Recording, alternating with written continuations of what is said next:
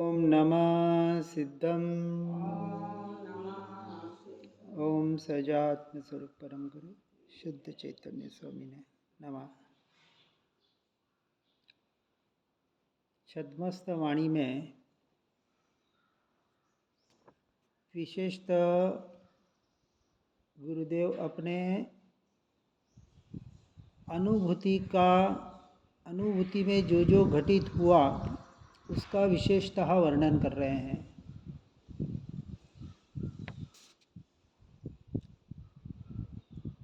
कि जब जीव परद्रव्य परभावों से हटकर अपने स्वरूप और स्वभाव का आश्रय लेता है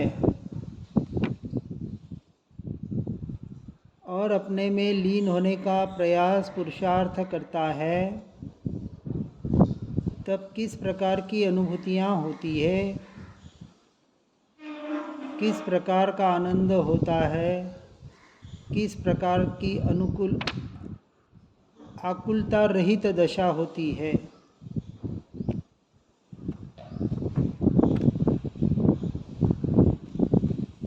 सभी को ऐसे के ऐसे ही अनुभव हो ऐसा कोई नियम नहीं है, परंतु यहाँ परिणति और परिणाम को बराबर समझना है।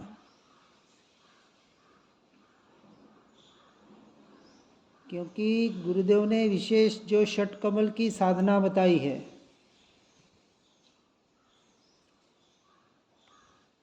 षटकमल अर्थात एक अपेक्षा से बाह्य क्रिया ही है जो भीतर में ले जाने के लिए बहुत साधन रूप काम करती है। एक कमल पर जब अपना मन स्थिर होता है, जैसे अन्य पंथियों में 7 चक्र कहे गए,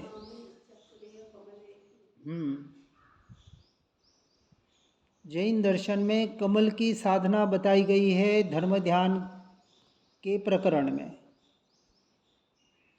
ये श्वेतांबर दिगंबर सब में आता है। क्योंकि मैंने जब वो केशर सूरी महाराज साहब की ध्यान दीपिका पढ़ी श्वेतांबर वालों की, उसमें भी वो कमल के फोटो सहित कहाँ कहाँ किस कमल का कैसे ध्यान करना, तो जो पिंडस्थ ध्यान है उसमें भी सहस्त्रदल कमल का यहाँ सिर के ऊपर ध्यान कराया जाता है कि ऐसा विशाल समुद्र, उसमें विशाल ऐसा 1000 पंखुड़िया वाला कमल और उसके बीच के कर्णिका में मेरु शिखर, उसकी पांडुक शिला वन में एक स्फटिक मणि जैसे पत्थर के ऊपर यह आत्मा, यह शरीर खड़ा है वगैरह, उसके आधार पर फिर अग्नि धारणा, वायु धारणा, जल धारणा, पृथ्वी धारणा आदि के द्वारा आत्म तत्व तक जाने का एक धर्म ध्यान के आधार पर मन को एकाग्र करके फिर अंत में रूपातीत ध्यान तक पहुंचने का प्रयोग करवाया जाता है। और उसमें जो अनुभूतियाँ होती है, अब समझना इस बात को, यहाँ तक सब व्यवहार है। क्योंकि जब तक उपयोग बाहर की अनुभूतियों पर है, ये जो वर्णन चल रहा है होता है, अद्भुत आनंद की प्राप्ति, शांति की प्राप्ति, जो कुछ भी परिणाम, जो भी उन गुणों की अनुभूतियाँ, यहाँ आत्मा की अनुभूति नहीं है, द्रव्य की अनुभूति नहीं है। क्योंकि आनंद आत्मा का गुण है, शांति समता आदि आत्मा के गुण हैं, गुणी नहीं है। जब तक यहाँ स्वसमय और पर समय में इस बात को बताया गया कि पर द्रव्य पे तो उपयोग होना, यह तो 100% उपयोग बाहर है, लेकिन अपने से ही अपनी उत्पन्न होने वाली पर्याय वो तो क्षणिक है, तो 100% है यह है। परंतु जो अपने गुण जो स्थायी है, क्योंकि गुण उत्पाद व्यय नहीं हो रहे, परमानेंट है, गुण जैसे के तैसे हैं, परंतु जो गुण अर्थात अद्भुत आनंद, शांति, समता जो पर्याय में प्रकट हुई, यदि उन गुणों पर भी उपयोग है, अद्भुत आनंद आनंद आनंद उछल रहा है, बहुत से जीव यही यहाँ अटक रहे हैं कि हमें ऐसा आनंद अनुभव में क्यों नहीं आ रहा है, और अनुभव में आ भी जाए और वहाँ दृष्टि हो तो उसे द्रव्य दृष्टि नहीं कहा। इस सूक्ष्म बात को बराबर समझ रहा है। ये सारे इस मार्ग में आते हैं, नहीं ऐसी बात नहीं है। पूरी अतीन्द्रिय आनंद और अतीन्द्रिय क्रिया की बात चल रही है, बाहर नहीं, इंद्रिय जनित तो बिल्कुल नहीं। जैसे किसी को कानों में कोई आवाज़ें सुनाई देती है, ओंकार की ध्वनि सुनाई देती है, कुछ तरंगे सुनाई देते हैं, किसी को आँखों के सामने कोई ऐसा प्रकाश झगझमाट दिखाई देता है, किसी को नाक में दिव्य सुगंधी आने जैसा एहसास होता है कि यहाँ कोई सुगंधी नहीं है लेकिन एक सुगंधी का एहसास होता है। जब खिचड़ी मुद्रा आदि का ध्यान करते हैं तो जो सुधारस कहते हैं यहाँ से टपकता है भीतर और उसकी मिठास का अनुभव होता है। या स्पर्शेंद्रिय में बहुत बार ऐसा, बहुत जने कहते हैं ऐसे हमारे को लग रहा है कि शरीर बिल्कुल हल्का फुल्का हो गया और हवा में तरंग रहा है। ये सारी पुद्गल जनित अनुभूतियाँ हैं, ये तो कोसों दूर की अनुभूतियाँ, इससे अंश मात्र भी आत्मा का, स्वभाव का, स्वरूप का लेना देना नहीं। क्योंकि यहाँ जो चर्चा चल रही है उन अनुभूतियों की अपेक्षा से ऐसा होता है, लेकिन यदि उनकी महिमा आ जाए, 11वें गुण स्थानक में क्या होता है, यही तो होता है। और ऐसा ही होता होगा, हम तो अनुमान कर सकते हैं, हमें नहीं पता कि ऐसा अद्भुत जो कभी अनुभव में नहीं आया, चाहे रिद्धि सिद्धियां हो, नवनिधियां हो और कुछ क्या होता होगा पता नहीं। क्योंकि वो गुणस्थानक जो बिल्कुल केवल ज्ञान के नज़दीक, क्योंकि 11वें के बाद तो 12वां तो शायद नहीं के बराबर, हम तो वहाँ तक अल्प समय। तो कहने का तात्पर्य यहाँ यह है, इसलिए जो भेद ज्ञान, वास्तविक भेद विज्ञान, ये जो स्वपर का प्ररूपण कराया जाता है, वहाँ देखो इसका ये सारा जो कथन मैंने कांजी स्वामी के प्रवचनों में सुना, उसके आधार पर बोल रहा हूँ। समय सार, प्रवचन सार जी, नियम सार जी, या जो ग्रंथों के आधार पर वो उन्होंने बताया होगा कि भेद ये अर्थात श्रद्धान में अभी ये पक्का करना है कि ऐसे अद्भुत आनंद का या इस प्रकार के जो परिणाम होते हैं, क्योंकि वो परमानेंट नहीं है, कुछ देर के लिए आनंद आया, शांति आया, और जब ध्यान से बाहर आ गए अंतर्मुहूर्त के बाद, कुछ क्षण के बाद, कुछ सेकंड्स, क्योंकि वो ध्यान निर्विकल्प दशा, 7वां गुणस्थानक शुद्धोपयोग, अंतर्मुहूर्त तो नहीं होता है, अंतर्मुहूर्त में आता है कुछ देर के लिए, यानी जिसकी जैसी अवस्था है, किसी को कुछ सेकंड के लिए, किसी को कुछ मिनट के लिए। अब देखो अंतर्मुहूर्त के भी अपेक्षा से देखें तो 48 मिनट तो बहुत स्थूल कथन है, बाकी 9वें समय से लेकर एक समय कम 48 मिनट को अंतर्मुहूर्त कहने में आया। अब यहाँ किस अपेक्षा से अंतर्मुहूर्त में केवल ज्ञान होता है, 48 मिनट नहीं पकड़ना है पूरा। क्योंकि जैसे एक जगह जो एग्जाम्पल सुना था कि किसी मुनिराज को पहाड़ से ऊपर से नीचे फेंका और नीचे आते आते आते उनको केवल ज्ञान हो गया, नीचे गिरे और प्राण छूट गए और वहीं से मोक्ष हो गया। तो ऊपर से नीचे गिरने में जरूरी नहीं कि 48 मिनट लगे। हाँ, तो इस बात को अपेक्षा से समझना है। अंतर्मुहूर्त इसलिए शब्द दिया गया। अंतर्मुहूर्त के अंदर होता है तो कितना भी समय लग सकता है। हाँ, अब इसका पक्का नियम मुझे भी नहीं पता। तो समझ कहने का तात्पर्य है कि जब इन गुणों के भेदों से ऐसे अतीन्द्रिय आनंद आदि से भी उपयोग हटाकर जब उनका उपयोग द्रव्य में स्थिर होता है और ऐसा स्थिर कि ये बाहर के परिणामों पर, ये सारे जो बाहर कुछ आ रहा है वहाँ भी उपयोग नहीं है। जैसे केवल ज्ञानियों के ज्ञान में लोकालोक, तीन लोक, तीन काल सब कुछ झलक रहा है, फिर भी एक समय के लिए भी वहाँ जिनका उपयोग नहीं है। अब वो स्थिति में पहुँचने वाले तो ये मुनिराज होते हैं, तो उनका उपयोग इन बाहर के क्षणिक आनंद में और इसमें कैसे जाएगा। लेकिन उस दशा तक नहीं पहुंच पाते, और जब इस अधूरी दशा से बाहर आते हैं,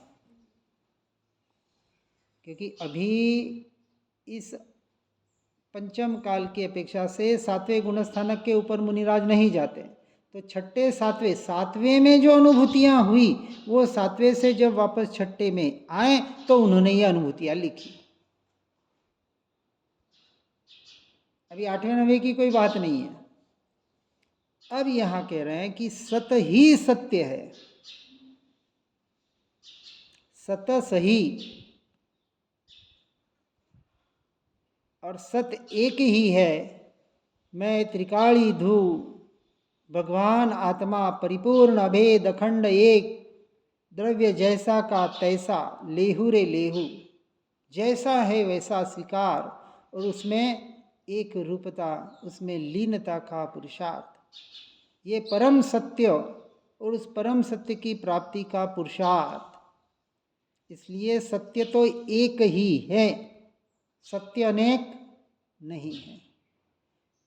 मैं आत्मा, शुद्धात्मा, परमात्मा ही हूँ, ये अंतिम सत्य, अनुभूति के लिए, बोलने के लिए नहीं। इसलिए तीर्थंकर देवों के समय के साथ यह सत्स्वरूप उत्पन्न होता है। अंतिम सत्य किसके उत्पन्न हुआ? तो केवल ज्ञानियों के।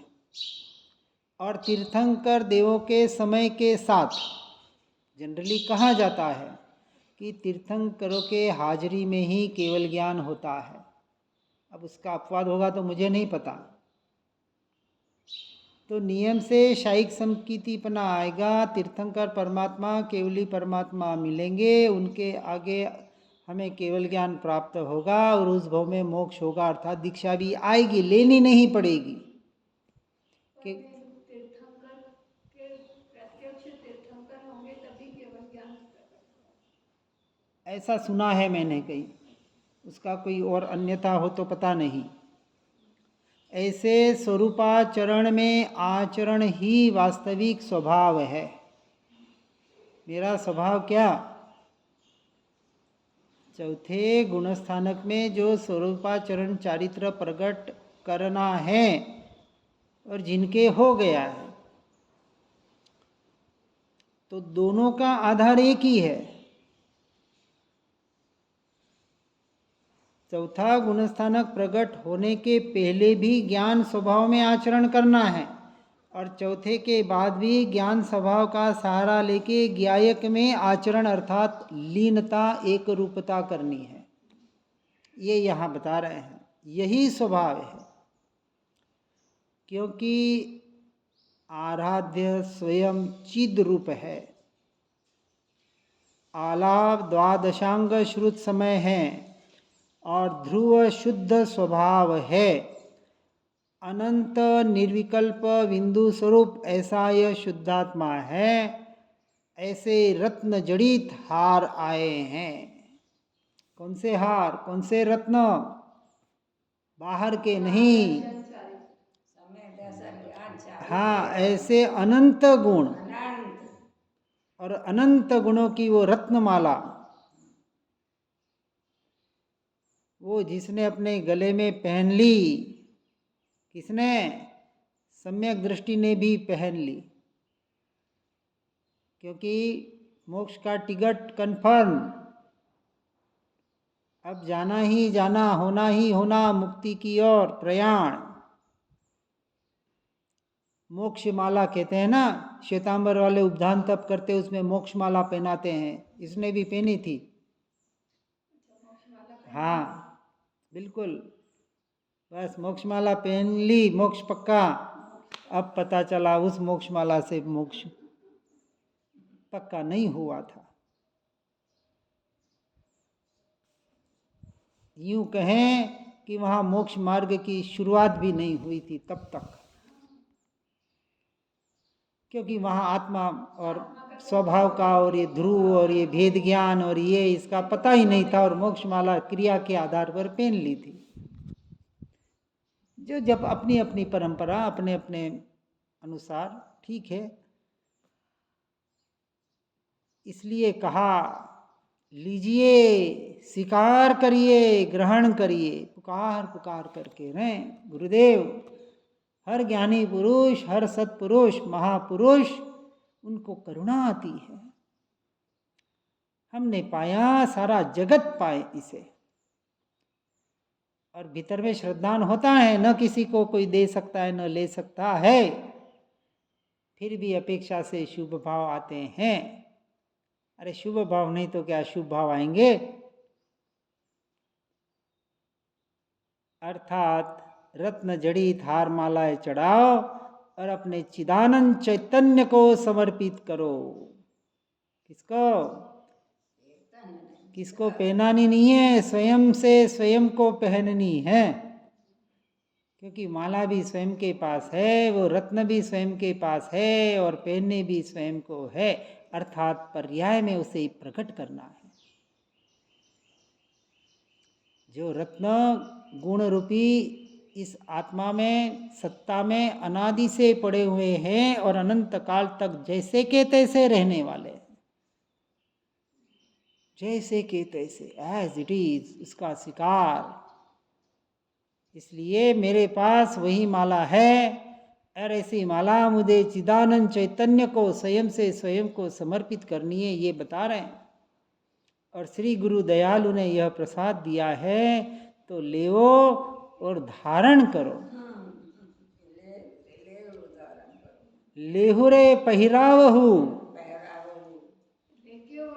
स्वयं है, स्वयं ही लो और स्वयं ही पहनो। किसी की क्या बोलते हैं, इंतजार मत करो कि कोई आएगा और मुझे पहना देगा।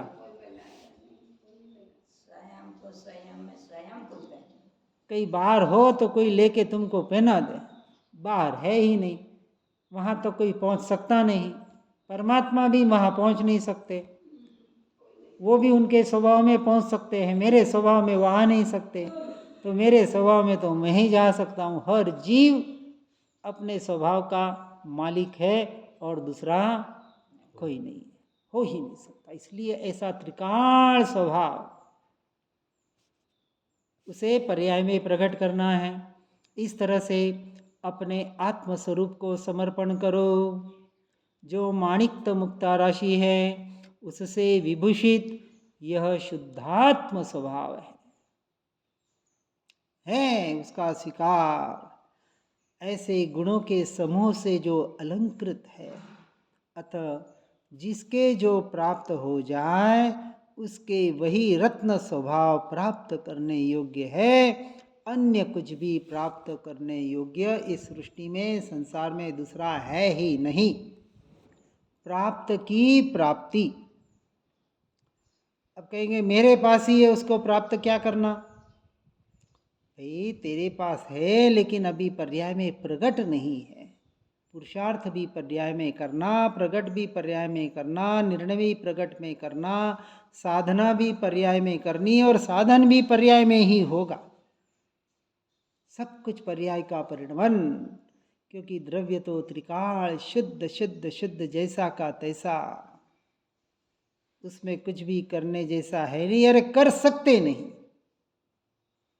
ऐसा यह स्वरूपाचरण चारित्र चौथा गुण स्थानवर्ती, और एक बार प्रकट हो जाए तो फिर क्या कहें। कहने जैसा रहा नहीं, अनुभवन करने जैसा रहा। बस वो त्रिकाल ध्रुव ध्रुव ध्रुव स्वभाव, मैं, वो मैंपना अपने त्रिकाली ध्रुव स्वभाव में, बस यही सच्ची साधना है। और उसी को शून्य समूह कहा। ऐसे शून्य समूह बार बार हृदय में देखो।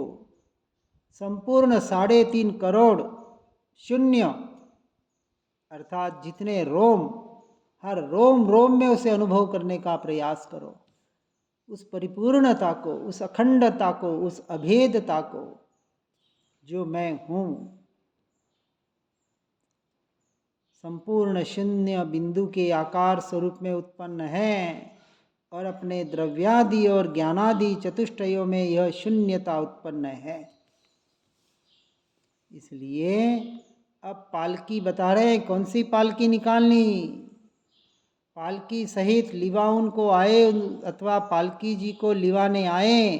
पालकी आगवनी तो अनंत स्वभाव की है। देखो, पहले तिलक बता दिया, अब पालकी निकालो। पालकी निकालो किसकी? शास्त्र की, प्रतिमा की, किसकी? ठीक है, व्यवहार अपनी जगह योग्य है, लेकिन यहाँ स्पष्ट कह रहे हैं पालकी आगवनी तो अनंत स्वभाव की है। और ऐसे 84 योगासनों के सिंहासन पर वो बैठता है और प्रस्तुत सिंहासन भी शिकार है। सिंह का आसन, सिंह स्वरूप का आसन, स्वयं का आसन। इसलिए कहा ये सिद्ध स्वरूपी आत्मा इस शरीर के द्वारा जहाँ भी बैठता है वो शिला, सिद्ध शिला हो जाती है। कौन सी सिद्ध शिला में जाना? स्वयं सिद्ध। और जहाँ जिस शिला पर बैठा वो सिद्ध शिला, वो पर्याय में सिद्ध शिला। मोक्ष में जाएंगे तब जाएंगे। जिसने अभी स्वरूप और स्वभाव का सहारा ले लिया वो अभी कहाँ है? अभी इसी वक्त सिद्ध शिला में है। अब उसे सिद्ध शिला जाने की जरूरत नहीं। का मतलब क्या? पर्याय में जाना होगा तब चला जाएगा। वो इसी क्षण सिद्ध शिला में आ गया, ठहर गया। ये अनंत स्वभाव की साधना, उसमें फिर मन विलय होगा, उसकी अस्थिरता नष्ट होगी और क्षपक राशि उत्पन्न होगी और जिन स्वभाव प्रकट होगा। पूरा वर्णन चौथे से, अब ये चौथे, पांचवें, सातवें, छठे का वर्णन, जिसकी अनुभूति सातवें की अपेक्षा से कई है। सारी अनुभूतियाँ सातवें में होगी, चौथे में एक समय में, पांचवें में समय से हो सकता है सेकंड तक पहुंच जाए, सेकंड तक या अनंत समय तक पहुंच जाए। और होता है वहाँ छठे में तो अंतर्मुहूर्त, समय, समय से सेकंड, सेकंड से मिनट, जो उनकी धारा बहती है और उन ऐसे सारी दिव्य अनुभूतियों का अनुभव करते हैं और अपने आप को धन्य मानकर इस मोक्ष मार्ग पर आगे बढ़ने का यथार्थ पुरुषार्थ करते हैं। ऐसा ही पुरुषार्थ हर जीव, और हर जीव यानी मुझे करना है, इस आधार पर साधना में आगे बढ़ने का साधन करें। इसी भावना के साथ ओम नमः सिद्धम। जिन वाणी के ज्ञान से हो सम्यक श्रद्धान, हो चारित्र महान पाऊँ पद निर्वाण। जहाँ वाणी के ज्ञान से सूझे लोकालो, सो वाणी मस्तक नमो सदा देत हूँ धो।